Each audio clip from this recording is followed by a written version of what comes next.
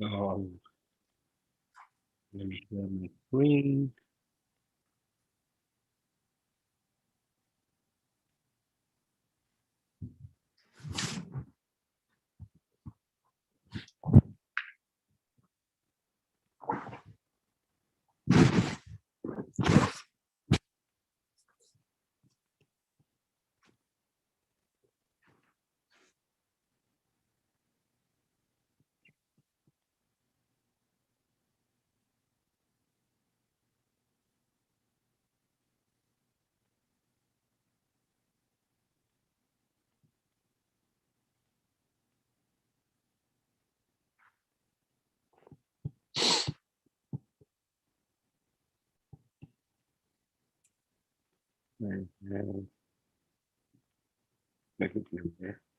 All right. Okay, so let me start. So the question about, so probably last lecture was uh, a lot in terms of introducing new concepts and talking about how would you philosophically explain research or research ideas. Um, so today I'm going to try to give more examples, and so we talked about paradigms, and we talked about proposing claims. But one question that someone here actually asked and would come automatically to your mind is, I think, how would I then make a claim? On what basis? Uh, so you're starting, as we said before. So you're starting to become a researcher, or you want to be a researcher, and you want to study any topic about traditional media, social media, interpersonal communication, you name it. And so then do you just make up research questions? Do you just make claims intuitively? Like you feel something is right, and then you say, "Let me make a hypothesis, and then I'll test. I'll see what happens." Well, the answer to that is like it depends on what do you want to research. So to remind you of what we described last time, there's a difference between descriptive research and inferential research. Descriptive research, as I said, is more explorative. So you can study a topic. So how are people feeling about, let's say, the vaccination uh, distribution in their state? You don't have a specific preconception about what will they say, but you just want to measure their perception towards something, right? You could do that via a quantitative survey, or you can have open question interviews. There's nothing specific you're testing in a way, so you're not saying maybe that the attitude towards vaccination will be correlated with, let's say, ideological affiliation or socioeconomic level. You're not doing that. You just merely trying to portray a picture of things as they are. So that's what we would call, that's part of descriptive research. And then inferential research, as we said, is when you try to explain uh, like the relationship between two variables. Uh, so why people are unsatisfied, or why, for example, if you're more technical, why many vaccine shots are being thrown out. You want to investigate like a relationship between two things. And so hypotheses only exist when, or like must be present when you have doing inferential research in a way, right? If you like, because inference, we mean you're like from one thing, you're inferring a second thing. And so you're establishing a relationship or a rule, right? So if something happened, the other thing happens. That's what we would call a hypothesis, if you remember, right? And so how do I propose these hypotheses? And do I always need them? Um, then hypothesis, then the answer to the question is hypothesis can come from two things. So this is an old division or debate in philosophy, in the social sciences, about reasoning. And so you'd have inductive reasoning and deductive reasoning. Have you heard these terms before, inductive and deductive? Like it may be in a science class or something. Good. Miley, have you heard about inductive and deductive before? Mm-hmm. Could you, from your memory, could you briefly tell us what do you remember about these two things? Okay. I believe that the main difference is that inductive develops theories and deductive is like testing an existing theory. That's a good summary. Yeah. That's a good one. It needs more detail, but yeah, you're right. So inductive reasoning is when you start with observations. So you go out in nature and you observe things, right? Or like you go, if you're having, let's say, an ethnography, you sit in a class and you observe the social or an interpersonal interaction. And then with that, you will start to feel something going on, like there's some pattern right there, right? And that will allow you then to propose a hypothesis. Okay, so let me see if this is works. So assuming you're into a new setting and let's say you went to a totally new community, right? And you're, let's say you're looking at the etiquette around the like the table, food table. Um, you started to observe something like they don't go in round like in a regular order, but like some people get the food first. Okay, you start to observe that thing, and then you come up with different hypotheses. So is it like from older to younger? Because many cultures are like that. Or is it maybe there's a division between males and females, or like the richer or like the more affluent members get the food first, and then the lower rank in the community get the food second. All of these things, by the way, exist in different societies across like the human history. So that's you start with an observation. You didn't come with the theory, and then those observations gave you the idea of how the social structure exists within a community. Okay, you can think also in biology, like the theory of evolution, for instance, have started like just inductive, like go out in different islands, and you notice differences among species, and there was no theory to explain those differences. And by looking into existing animals and artifacts from extinct animals, like you as a scientist or like as Charles Darwin started to draw patterns, and those patterns establish a theory that can be then tested, which leads us to the second point, which is deductive reasoning. That is to say, you have a theory, or like you have specific hypotheses from a big theory, and you want to test it, right? So you have claims that you've made, and you're testing the facts against your claims. And whether your claims are supported or unsupported will produce your conclusion. Okay. So just to remember, because I know people confuse them. So just if you studied, you're good in English.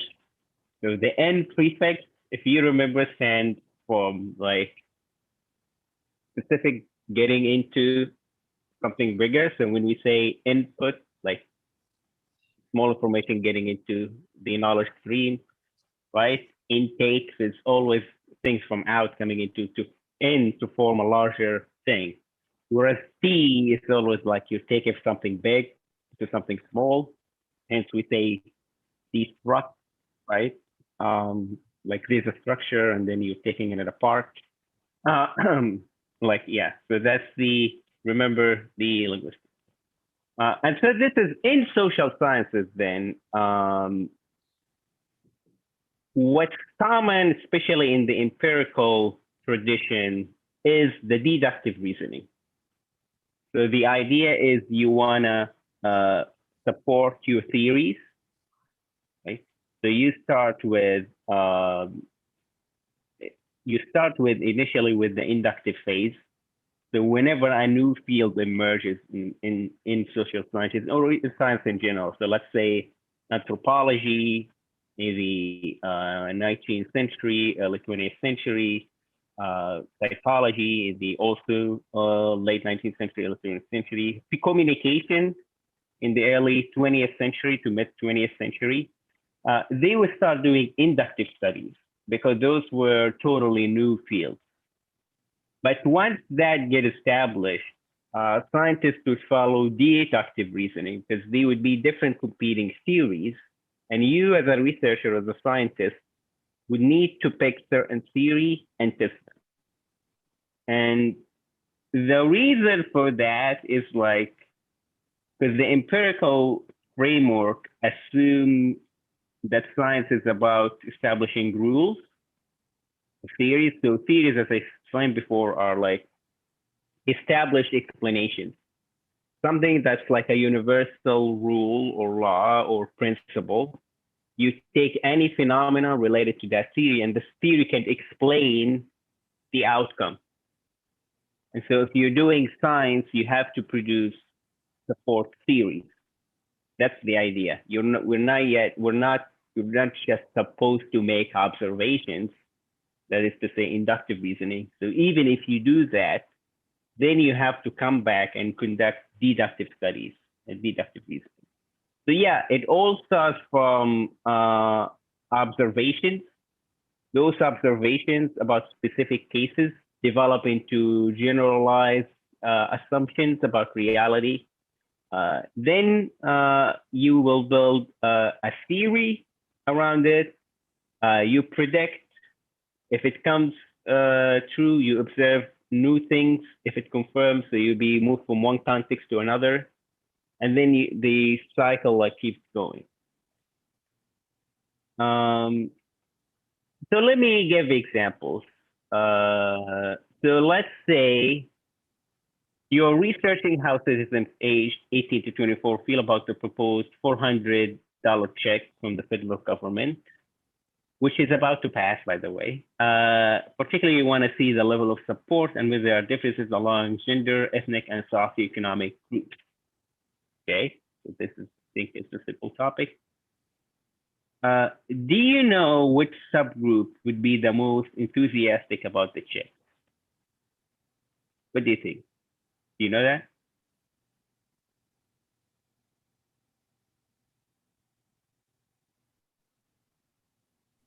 Maybe those from a marginalized community or some that have a like a lower paycheck, maybe, or something like that. Do you know that, or are you just assuming, Ricardo? No, I'm just assuming. Right. Yeah. So yes. So this is an assumption. And how did you base your assumption, Ricardo? Well, the need for a 1400 check. So just based on yeah. needs, basically. Yeah. So Ricardo here did apply a theory about, and by theory means like an assumption about human nature, like to explain human reactions.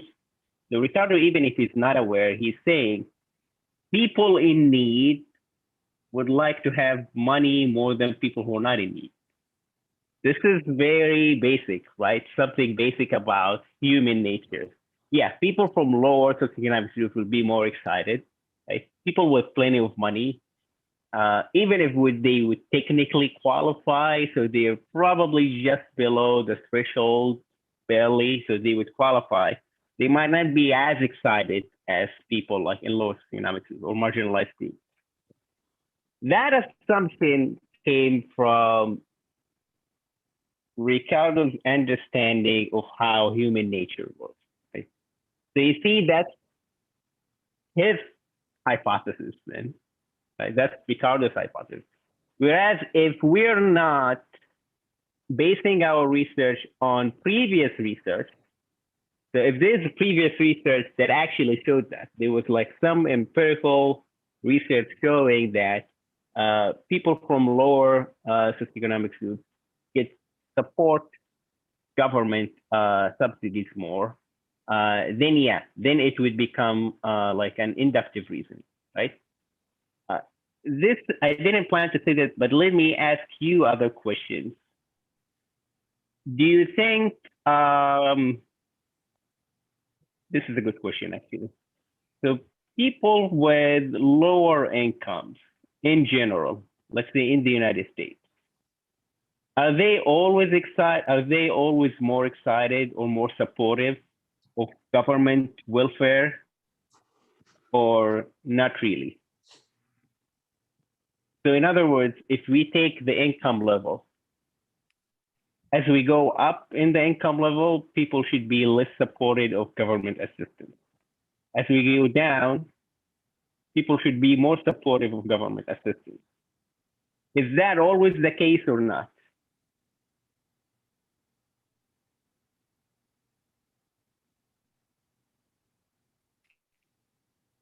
I don't think so. So Ricardo, you said you're from Spain, right?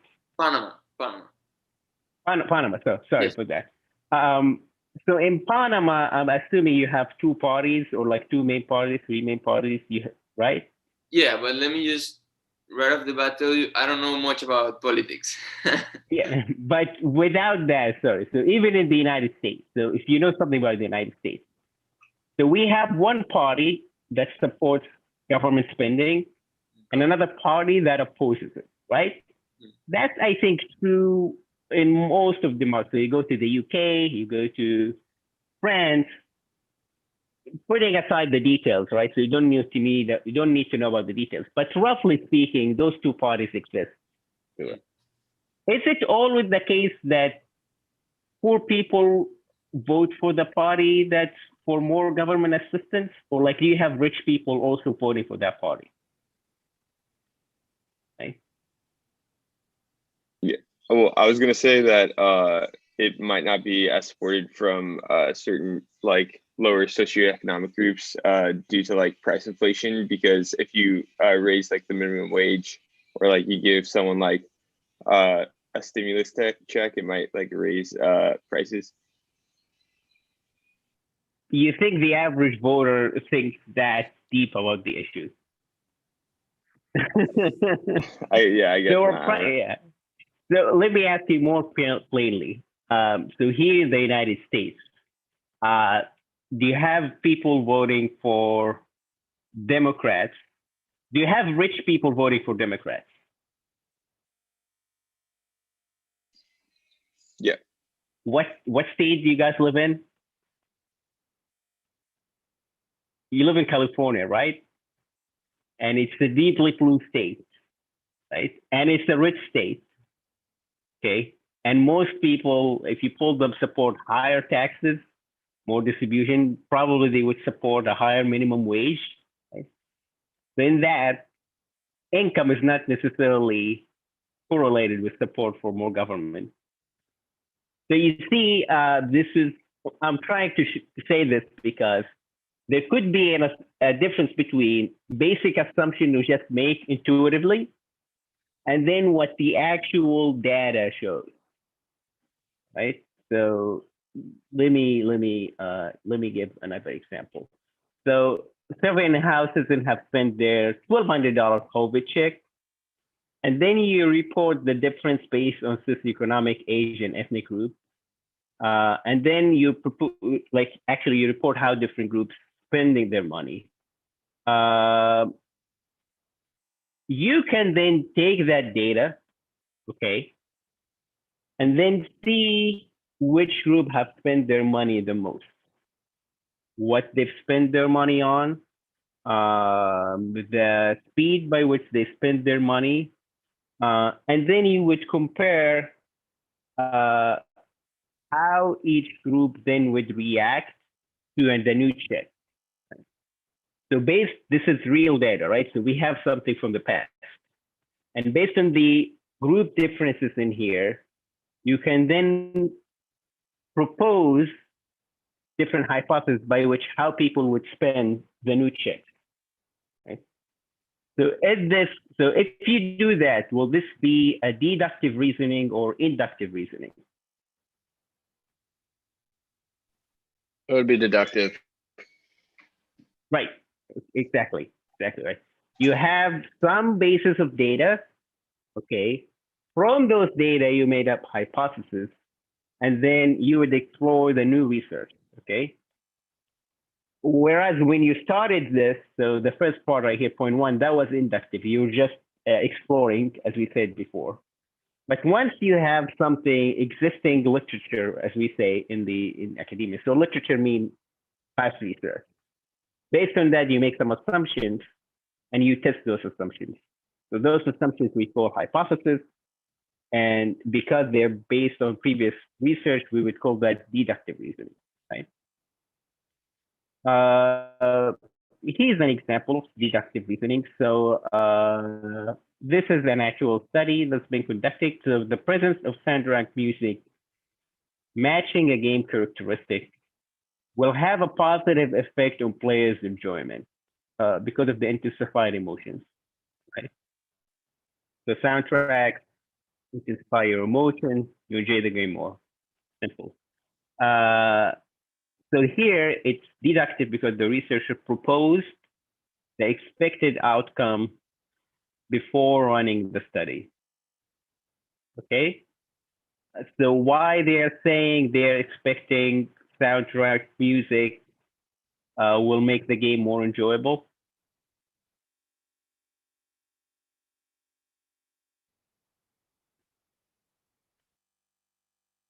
The answer is on the screen, by the way. Yeah, because of the intensified emotions. Right. And they made that. So what made so here there's another assumption, right? Because of the intensified emotions. So there is an assumption, right? So soundtrack music will do what? It will intensify emotions. Right. So soundtrack music will intensify emotions, which will then increase players' enjoyment, right? But this part right here, that was established by previous research, right? So there was some research that's showing music or heightened emotions, right? Based on that research, you would say then people who listen to soundtrack music during video games will have heightened emotions, which would then increase enjoyment, right? So this is going back to answer my first question. How do I propose a hypothesis? Then so now assume you ask yourself this research question. What's the value of soundtracks in video games, right? You need to know something about the effects of music on emotions, on enjoyment in general. So there are typically researchers who studied that outside the context of video games. So people just studying the effects of music. But when the researcher here saw that music leads to intensified emotions according to research, and that intensified emotions leads to enjoyment, therefore, they were within their right in what's just the logical conclusion to make the hypothesis that soundtrack music matching a game characteristic will have a positive effect on player enjoyment. So you see how hypothesis building happens. You take the basic components of your hypothesis or your research question, and you see, okay, let me see what this specific components leads to in other contexts. And then you try to apply it in the context you study.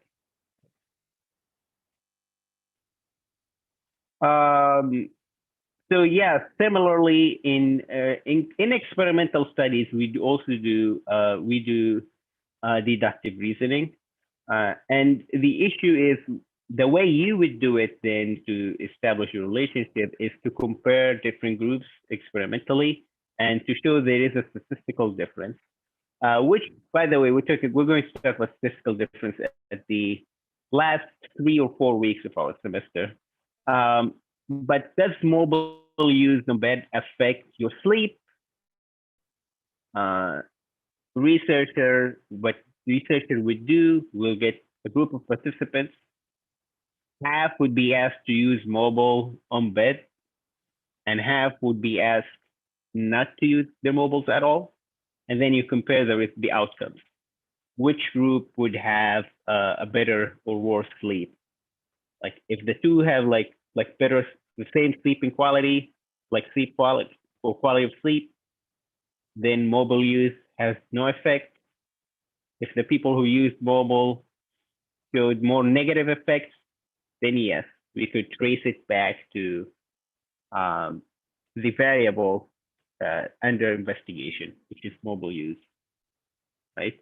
So the idea then for having a hypothesis is like it would allow you to run experiments. Because if you don't know the direction of what is causing what, you won't be able to manipulate it or control for it, right? So to have it or not to have it. So that's the value of deductive reasoning.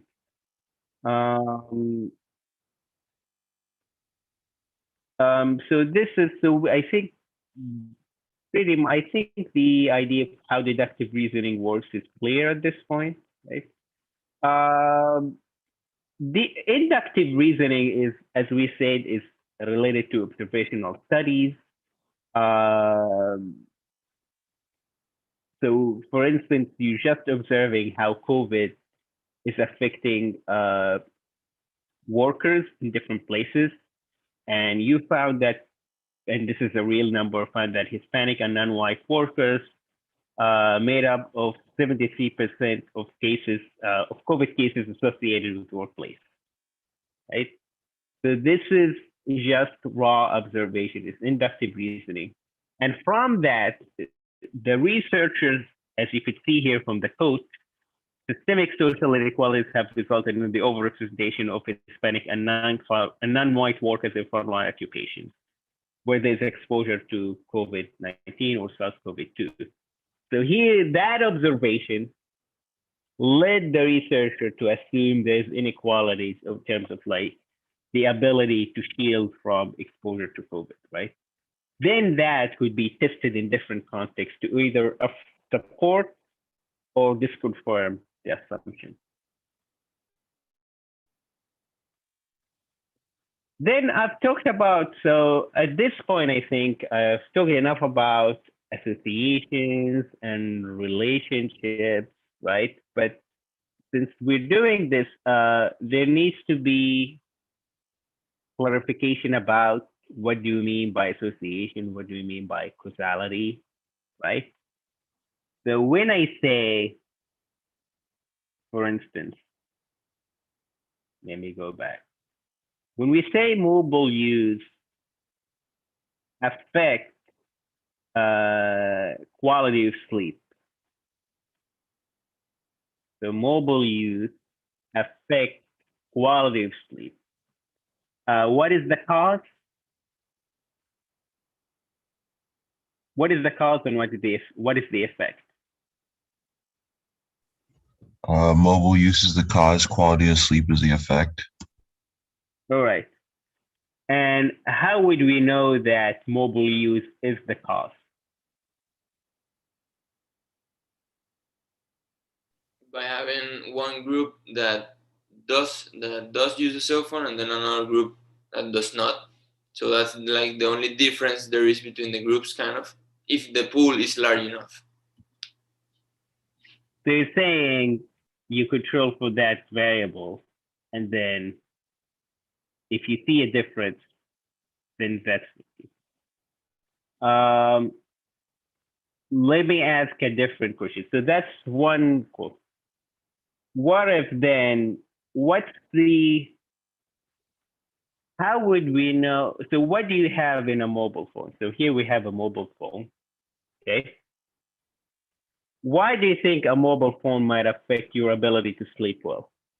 Any ideas before reading any research on this? Just your assumptions. What do you think? Why? Well, Jared, do you want to say something? Oh yeah, sorry, my fault. Yeah, you can spend time on like Instagram or like your messages. Like spend time on apps. Like you could be watching YouTube, watching like Netflix on your mobile device. So it's about distraction. Yeah. Ray, you wanna add something, or was that also your? Yeah, it's just basically like he was saying, there's basically so many distractions on your phone, and you have so many capabilities that like you can play a game, then you can watch YouTube, like he was saying, then go on Instagram. It's like there's infinite amount of like distractions you have with a cellular device. It's like having a laptop. I also think Okay. there's like you get like dopamine hits actually in the brain when using and getting notifications. So it's like it's proven that it's addictive. You crave it. So you crave novelty. That's what they call it. So you crave novelty, or you be distracted. How is that different? So let me ask you, all of you, how is that different than watching TV? Does watching TV affect your, if that's the cause, as Garrett and Ray and Ricardo suggested, how is that different than watching TV? I think. I mean, Yeah, go Oh, ahead. oh my bad. Sorry. I would say it's in the same category because you can sit there watching a Netflix series for freaking days straight, and it's pretty much the same. It falls in the same realm as if you're sitting there on your phone for a couple hours. Okay, so Ray is saying there's no difference between watching TV and mobile phone use. Then what is the cause then? The cause is then, is it mobile phone use or just watching anything? It could also have to do with the light that the phones and TVs cause, because it, in a way, like wakes your brain up. And so then the stimulation that you get from the light is kind of like sunlight telling you that it's time to be awake. Right. So probably Hannah read something about this before, but yeah, there is. So there's research saying, so so it's just about the light beams coming out of your cell phones. There's something unique about them that keep you alerted, right? If that is the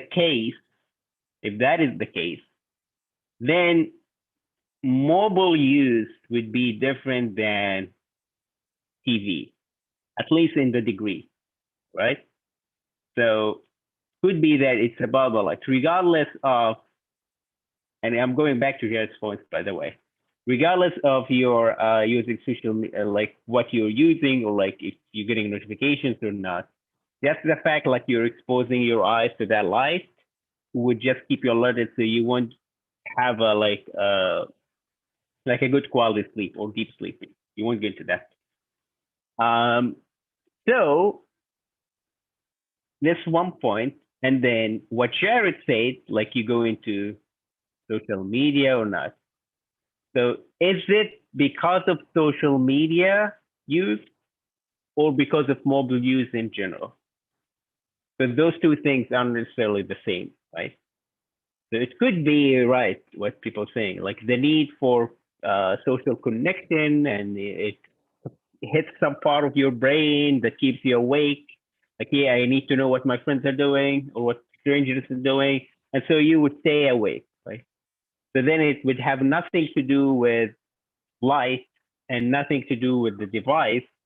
It has something to do with the need for connection, or like connectedness, Or right? it could be just like a combination, right? Like Or it could be a combination. the light wakes you Yeah. up, and then the first thing you see is like a notification, so you're instantly hooked. Yeah. So it's Yeah. hard. So, and it could be right. It could be a combination of the three. But you see, from a very simple hypothesis, we came up with 3 different routes or 3 different causes. So it could be social media, it could be need for connectivity, it could be the light, or it could be distraction or alertedness. So those are 3 different theories then. Remember, so theories are explanations, 3 different theories of why this observed phenomenon happened. That, ladies and gentlemen, is why causality is hard. So causality could be established, must be established actually by 3 things. So first, the cause happens before the effect. And that one is easy, at least experimentally, because what Ricardo is saying, okay, let's take a group and we instruct them to use mobile phone. Another group, we ban them from using cell phone. So we establish time order, okay? That's one, easy or simple. Then there's an association between changing in the predictor and changing in the outcome variable. So based on what we change in the groups, we will see differences in the outcome. So in the example we gave, the outcome was like sleep length or sleep quality, whatever you want to test, okay? That's also doable, right? We can see if there's differences too. The third part, which is always the hardest one, the causal explanation is not rivaled by another equally valid or stronger explanation. So you see, this one is tricky. This one is what we've been debating. Like, what's the explanation for it? So we see, right, so nobody's arguing that, yeah, so the data would show you that people who are using cell phones who are having a poorer quality of sleep. But the question is, we as a small group came up with 3 different explanations. Which one can we establish? So to do that, you then have to do multiple research. In order to know more about that, stay tuned till the end of the semester where we will talk about experiments and all that. But so that's the difference. So associative claims are simpler because associations, you only need to show the second part. Like if you have changes in X, you see changes in Y, right? So it's the frequency observing. So this is an example. So associative frequency observing thin ideal bodies is associated with reported body dissatisfaction, right? So the more you observe thin ideal bodies, let's say on Instagram, the more you would report that you're dissatisfied with your body. So this is a positive or a negative association.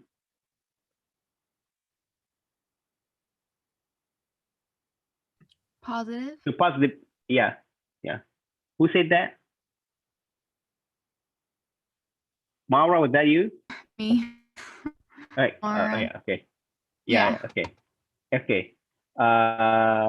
Is there a time order in this relationship?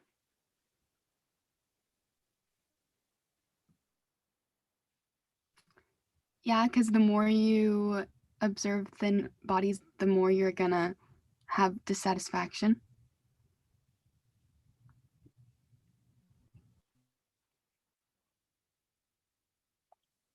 Did I say that? Well, probably I said it incorrectly, but the way it's written right here. So we found, okay, we run a survey or we run analysis of existing people on Instagram. We just found like the frequency of observing thin ideal bodies or like the frequency of following accounts of body or like yoga influencer is associated with people reporting body dissatisfaction. Okay. Okay, so not really a time order then. Okay. All right. So there's no time order. Do we know, or can we say which one causes the other? Observing the thin bodies causes dissatisfaction. How do you know that, Fernando? because in the hypothesis, it says that it's associated with body dissatisfaction. Well, yeah, it is associated. Has anyone said it caused it? Yeah, I was gonna say like correlation doesn't mean causation. So just because two variables are correlated with each other doesn't mean that it's one variable directly affects another one. Yeah, which leads us to the third point that I said, like there's no rival explanation. So it could well be that people who hate their bodies follow people with fantastic bodies on social media because they want to improve themselves, or like, I don't know, like they enjoy that or whatever reason, right? So it could be actually those people are already dissatisfied, hence they started to follow these accounts. So you see, or they would look into magazines. They are, or for instance, if you forget about Instagram, if those people are insecure already, and then they would just follow all of these magazines and all of these people and watch all of these shows because they are insecure already. But not the magazine or the media that caused them to be like it. Right? So that's, maybe you're not convinced, but that's one possible explanation. Just from this, you don't know which one caused what, right? So you don't have, so if it's observing, so you're observing current audiences, you conducting a survey and you're observing current audiences, you don't know which one comes first. You can then establish, back to Mara's point, you can establish some order if we do, let's say something like an experiment, a long-term experiment, where yeah, we would instruct people to follow certain accounts. We measure their body dissatisfaction before, and then we measure their body dissatisfaction after. And then we see what the effect is, right? So that, and then compare to people who don't follow. So, right, so you see that like it gets tricky. So this is a correlation, not a causation, right? So here's a causal claim. So involvement in school sport during adolescence is a significant predictor of lower depression symptoms, lower stress, and higher mental health in young adulthood. So if you involve in school sports during the ages of like, so adolescence, so you're talking about like 11, 12, 13, 14. And then in young adulthood, that will be 18, 19, 20. So if you're involved, so in other words, if you're involved in sport during middle school and high school, you would have better like mental and bodily health during college and early years after college, right? So is there a time order in here?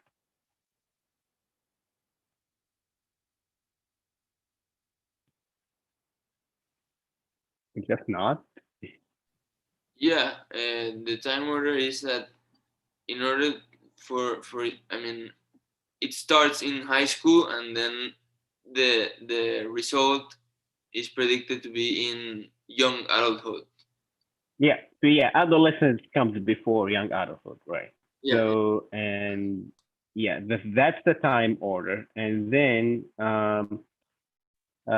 so which variable causes changes in which what other variable? So what's the causal variable in here for the predictor?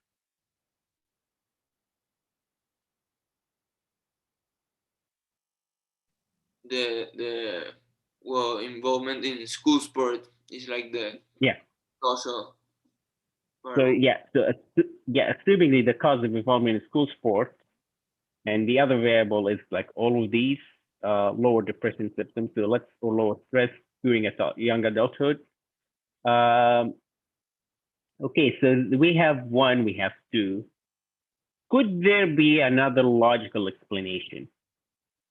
Let's try to think deeply about this. So we're saying people who get involved in sports during young adulthood, so like okay, during early adolescence would have better mental health during their young adulthood years. Could be another explanation of why this is happening, other than the causes its involvement in school. Well, maybe it's just genetics. Like, Could you elaborate? yeah, like I've been told that some people have like a more are more prone or have a predisposition to struggle with mental health. So maybe it's something that's already within their own brain, and then that's also why they weren't involved in school sport. Maybe they were like focused on something else. Yeah. Okay. Okay. So you're saying they had better predisposition that made them good at sports during school, and those same genetics makeups or like hormones or you name it cause them to have less stress in the future, right? So Yeah, it's the same thing. So there was a cause before, so not during. Since you were since they were in the womb, there were a cause that made them be involved in sports, and that also made them more healthy during adulthood or mentally healthy during adulthood. So that's exactly correlation. So that's one. What Ricardo is explaining is what we call the need. So this is what we would call. So this would be a spurious causation. There could be one factor that affects what we think is the cause, and it affects what we think is the effect. But both things are actually effects on one external cause that we were not aware of. A classic example, and we will conclude by this, by the way. So there is a correlation, statistically speaking, between ice cream sales and shark attacks. So both ice cream sales and shark attacks increase during the summer. So as you can see, May, June, July, August, September, and then it starts to go down. Why is that the case? So shark attacks and ice cream sales. What's the common factor in here? What could connect the two? High temperatures. Right. So you guys are you live in San Diego, right? Or Southern California. So yeah. So hot temperatures, people go out to the beach, people go surfing, snorkeling, you name it, swimming. And also people go to the ice cream parlors. And so you would see an uptake in ice cream sales and an uptake in shark attacks because more people are in the deep water, right? So that's what we mean. So you have the hot sun is causing ice cream sales and then shark attacks. Well, I need to change this picture, but it was meant about it increase also robberies because the weather is nicer and thieves like warmer weather actually. And so that concludes my lecture. So probably we will leave this to another discussion. So yeah, any questions?